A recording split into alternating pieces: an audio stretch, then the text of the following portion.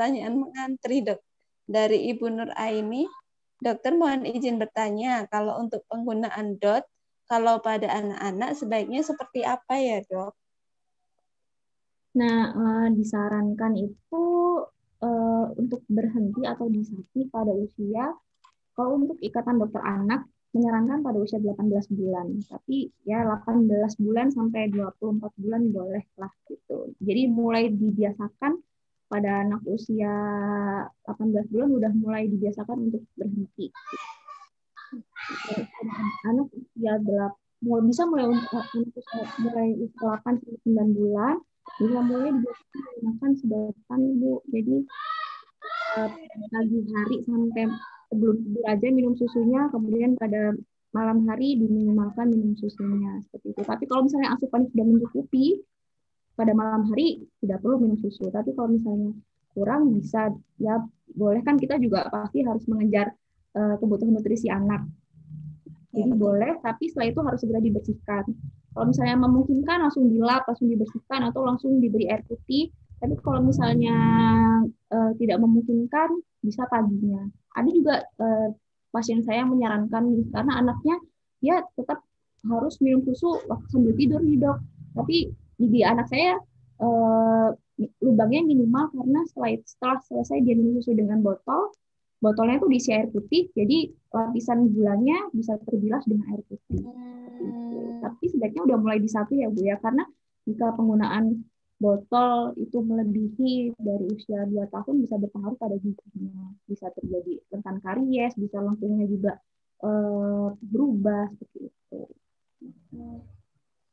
Untuk menanggapi penggunaan dot ya dok ya, kan ada mitos yang berkata bahwa jika kebanyakan menggunakan dot itu giginya bisa maju. Nah itu benar seperti itu, mempengaruhi mungkin kan nyedot atau posisinya mencucu gitu kan dok, atau hanya mitos aja gitu dok?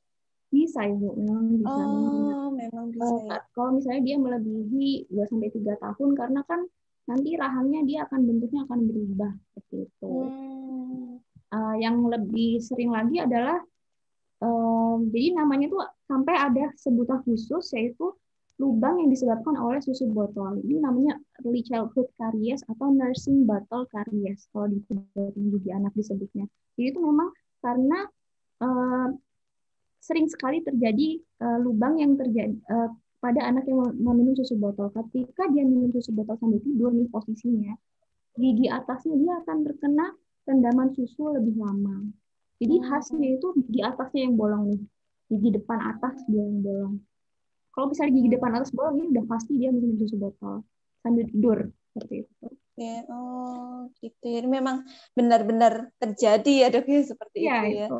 Sampai ada sebutannya. Yeah. Karena sering banget dan susu botol yang sambil tidur ini menyebabkan gigi berlubang.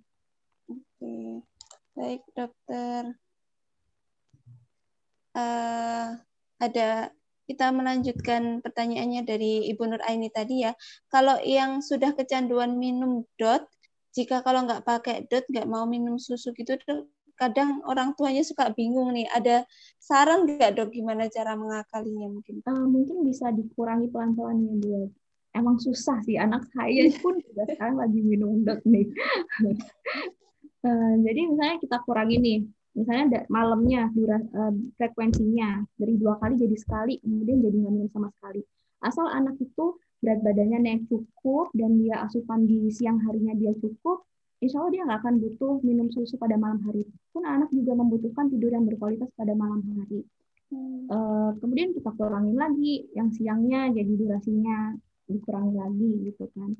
Karena sama seperti ASI, asupan susu itu hanya maksudnya dibutuhkan pada anak sampai dia usia 2 tahun saja.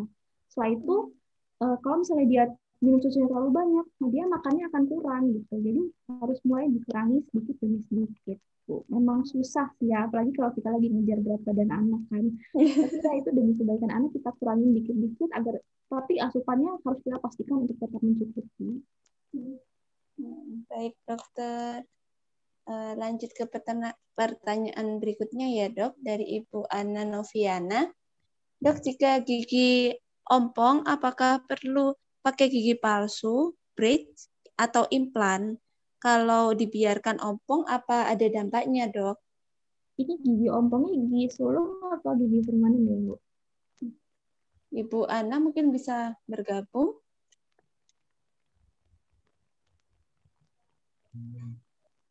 Gigi permanen, dok. Oh, kalau gigi permanen berarti pasien usia berapa?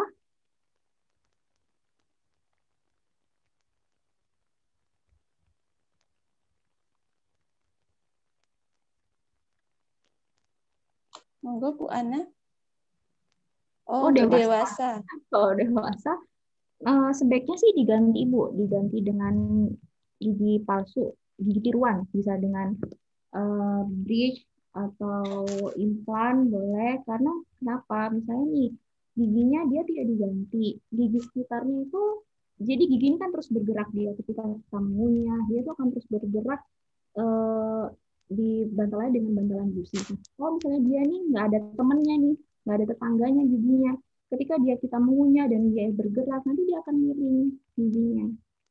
Dia akan cenderung miring, miring, miring. Nah, kalau miring nanti dia bentuk apa? Lengkungnya itu akan nggak rapi lagi. Kemudian gigi lawannya juga nih, karena nggak ada gigi atasnya, karena dia nggak ada gigi, misalnya gigi atas, gigi bawah yang hilang. Gigi atasnya karena nggak ada lawannya, nggak ada teman bawahnya nih, dia akan turun.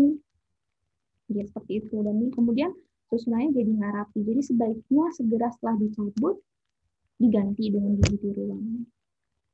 Untuk macamnya, apakah dengan bridge atau dengan gigi palsu itu tergantung indikasinya.